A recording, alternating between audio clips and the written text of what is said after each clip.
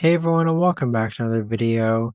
In this video, I'm going to show you how to connect Amazon Pay with the Grubhub app. Now this video is going to be particularly useful for individuals.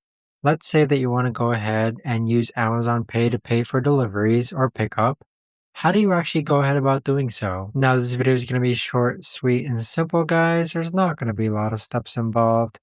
Now, in order to do this, what you're first going to do is log on to the Grubhub app. Next, click on Account on the bottom right hand corner. Afterwards, click on Payment, then click on Add New Payment, then select Amazon Pay. So at this point, it's going to go ahead and launch Amazon Pay and simply follow the on-screen prompts, and there you have it. But that right there, guys, is the best and easiest way that I know of to actually go ahead and connect Amazon Pay with the Grubhub app. If you guys know of a better or easier way to actually do this, let me know in the comments down below. I would love to know.